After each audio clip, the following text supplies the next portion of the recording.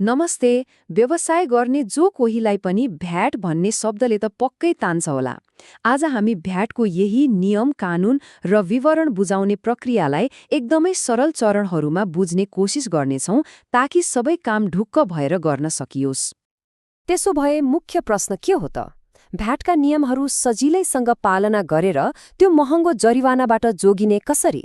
ल, आजको हाम्रो यो विश्लेषणमा हामी यही प्रश्नको उत्तर खोज्दैछौँ। ल, यो पुरै प्रक्रियालाई सजिलोसँग बुझ्नलाई हामीले यसलाई 5 भागमा हेर्नेछौँ।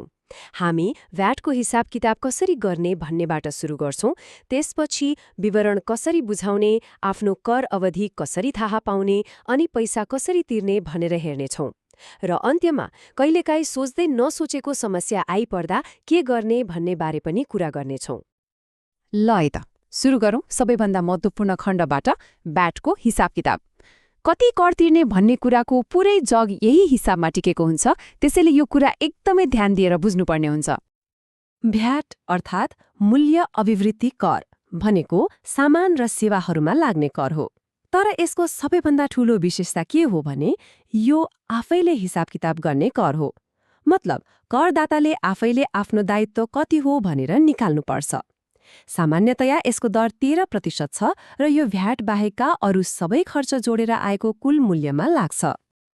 अब यो हिसाब किताबलाई 3वटा सजिलो चरणमा बुझौँ है। पहिलो, ग्राहकबाट जति भ्याट उठाइयो त्यो भयो आउटपुट कर। दोस्रो, आफ्नो व्यापारको लागि सामान किन्दा जति भ्याट तिरियो त्यो भयो इनपुट कर। अब सरकारलाई तिर्नुपर्ने रकम भनेको आफूले उठाएको रकमबाट आफूले तिरेको रकम घटाएर जे बाँकी रहन्छ त्यही हो। कति सजिलो! हिसाब त निकालियो, तर त्यसपछि के त? हो, अर्को महत्त्वपूर्ण काम हो विवरण फाइल गर्ने। अब यो खण्डमा हामी यो प्रक्रियाका मुख्य कुराहरू कसले, के, कहाँ र कहिले भन्ने बारेमा राम्रोसँग हेर्नेछौँ। भ्याटको दुनियाँमा यदि एउटै नम्बर याद राख्नुपर्छ भने त्यो हो 25। कर अवधि सकिएको 25 दिनभित्रमा विवरण फाइल गरिसक्नै पर्छ। यो म्याथ भनेको एकदमै महत्त्वपूर्ण छ, किनभने यो छुट्यो कि जरिवानाको ढोका खुल्यो।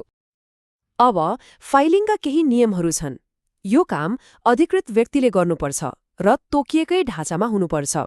तर यहाँ एउटा एकदमै ध्यान दिनुपर्ने कुरा के छ भने कुनै महिनामा केही पनि कारोबार भएन भने पनि 0 विवरण फाइल गर्नै पर्छ। हो, कारोबार 0 भयो है भनेर सरकारलाई जानकारी दिनै पर्छ। धेरैजना यही कुरामा झुक्किन्छन् र जरिवानामा पर्छन्। अब कुरा गरौँ कर अवधिको। धेरैको सोचाइ के हुन्छ भने यो सधैँ 1 महिनाको हुन्छ। तर वास्तविकता अलि फरक छ।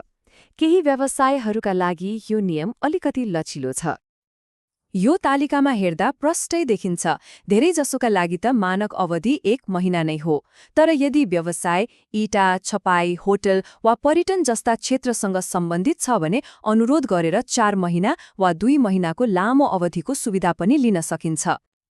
ल, कागजपत्र त बुझाइयो। अब पालो आयो पैसा तिर्ने।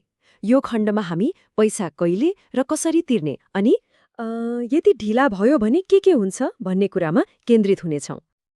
र हो, फेरि त्यही जादुई नम्बर आयो 25। सबैभन्दा राम्रो कुरा के छ भने विवरण फाइल गर्ने र कर तिर्ने दुवैको म्याद एउटै हो, कर अवधि सकिएको 25 दिनभित्र। एउटै डेडलाइन, फाइल गर्न पनि पैसा तिर्न पनि। कति सजिलो! अब कर कसरी तिर्ने भन्नेले पनि ठूलो फरक पार्छ। जस्तै इलेक्ट्रोनिक ट्रान्सफर गर्यो भने भुक्तानी तुरुन्तै रेकर्ड हुन्छ, यो सुरक्षित भयो। तर साधारण चेक प्रयोग गर्दै हुनुहुन्छ भने चाहिँ एकदमै होशियार, किनभने चेक बुझाएको दिनलाई होइन, ब्याङ्कबाट पैसा कटेको दिनलाई मात्रै तिरेको मानिन्छ। यदि चेक क्लियर हुन ढिलो भयो भने म्याद गुज्रिन्छ र जरिवाना लाग्न सक्छ। समयमा कर नतिर्नुको परिणाम साँच्चै निकै महँगो पर्न सक्छ। सोच्नुस् त, तिर्नुपर्ने रकममा वार्षिक 10% त सिधै शुल्क लाग्यो अनि त्यसमाथि फेरि 15% ब्याज। यो भनेको सानो गल्तीले पनि करको भारीलाई निकै ठूलो बनाइदिन सक्छ। तर हामी सबैलाई थाहा छ, कहिलेकाहीँ जीवनमा सोचे जस्तो कहाँ हुन्छ र?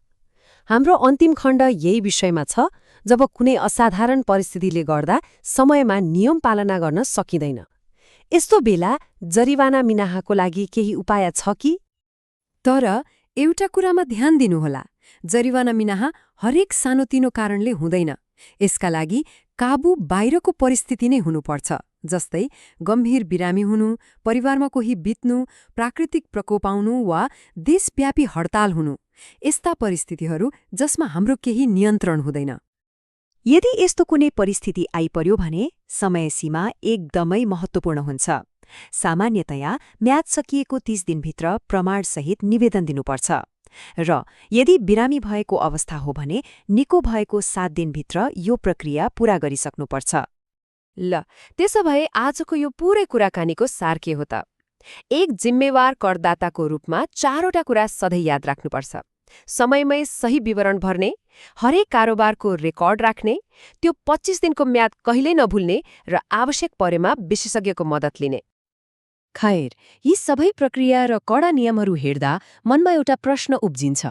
आफैले हिसाब किताब गर्नुपर्ने र गल्ती हुँदा चर्को जरिवाना लाग्ने यो प्रणालीले व्यवसायीहरूलाई साँच्चीकै धेरै बोझ पो थपिदिएको छ कि? यो एउटा सोच्नै पर्ने कुरा हो।